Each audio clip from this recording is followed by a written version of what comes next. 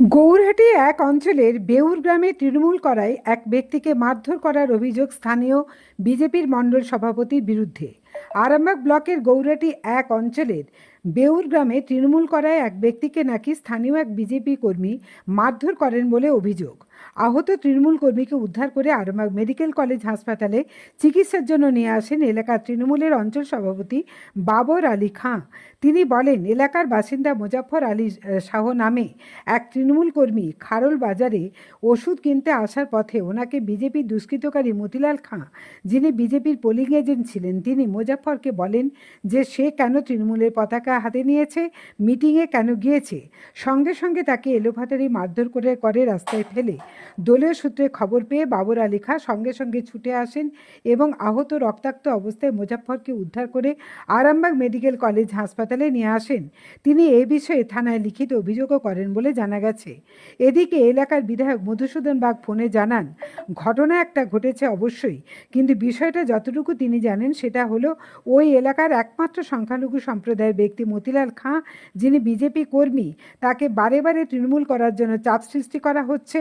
তার কিছু উপকরণ রাখাকে কেন্দ্র করে মোজাফফরের সঙ্গে বচসা এবং তা থেকেই সম্ভবত হাতাহাতি শুরু হয়। আমরা শোনাবো এ বিষয়ে কে কি বললেন। ঘটনাটা আমি বাজার যাচ্ছিলাম, আমাকে বলছে যে তুই তৃণমূলের পতাকা কেন বেঁধেছিলিস, তোর এত বুকের পাটা, বলে আমাকে বুকেতে লাত মারছে আর ঘুষি মারছে, হ্যাঁ, দিয়ে সব ফেলে দিয়েছে, বলে তোকে জানে মার্ডার করে দেবো। হ্যাঁ, এরকম কারা করলো? ওইটা তোমার গুয়ে খাঁ। সে কোনো রাজনৈতিক দলের? হ্যাঁ, ও বিজেপি করে, বিজেপির বুথ এজেন্ট দিয়েছিল। কোথায় মারধরটা হয়েছে? মারধরটা আমাদের রাস্তাতে হয়েছে, মানে বাজার যেতে যেতে ফাঁকা রাস্তাতে হয়েছে। জায়গার নাম কি আপনাদের? এটা তোমার বেমুর গ্রাম, কোন পঞ্চায়েত? গৌরহাটি অঞ্চল 1 নম্বর। আপনার নাম? আমার নাম হচ্ছে মুজাফফর শাহ। ঘটেছে, দেখুন, আজকে আমাদের গৌরহাটি 1 নম্বর অঞ্চলের বেউর গ্রামের আমাদের তৃণমূল কংগ্রেসের একজন সক্রিয় কর্মী, যার নাম মুজাফফর আলী শাহ, উনি আজকে খাড়োল বাজার ওষুধ কিনতে যাচ্ছিল, মেডিসিন ওষুধ নিয়ে আসতে যাচ্ছিল। সেইখানে বিজেপির দুষ্কৃতীগণ মতিলাল খাঁ, যিনি পোলিং এজেন্ট বিজেপির পোলিং এজেন্ট, উনি ওনাকে একটাই কথা বলে যে তুই তৃণমূলের পতাকা কেন বেঁধেছিলিস বা তৃণমূলের মিটিংয়ে কেন গিয়েছিলিস। বলার সঙ্গে সঙ্গে ওনাকে এলোপাতাড়ি মারধর রাস্তায় ফেলে করে, হ্যাঁ, উনি প্রচণ্ড ইনজোর হয়েছে। তারপর আমার কানে খবর আসলো, আমাকে কোনো কর্মীরা, তারপর উনি প্রচণ্ড ইনজোর হয়েছে।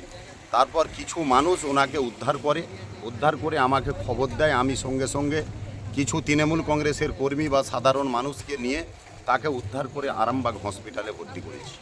অভিযোগ করছেন? হ্যাঁ, অভিযোগ করছি। আপনার পরিচয়? আমার পরিচয়, আমি গৌরহাটি 1 নম্বর অঞ্চল তৃণমূল কংগ্রেসের অঞ্চল প্রেসিডেন্ট। নাম? বাবর আলী খাঁ। হ্যালো। হ্যাঁ দিদি, বলুন। হ্যাঁ, বলছি আজকে আপনাদের বিধানসভা এলাকায় গৌরহাটি একে হ্যাঁ, ওখানে মানে একজন তৃণমূল কর্মীকে বিজেপির একজন গুনো খা বলে কোনো একজন সে বীভৎস মেরেছে এবং সে হসপিটালে চিকিৎসা করাতে তাকে নিয়েও আসা হয়। যে তার অভিযোগ হচ্ছে সে বাজারে গেছিল, কিন্তু তাকে সে তৃণমূলের পতাকা কেন ধরেছে সেই অপরাধে তাকে মারধর করা হয়। এই বিষয়টাতে কি বলবেন?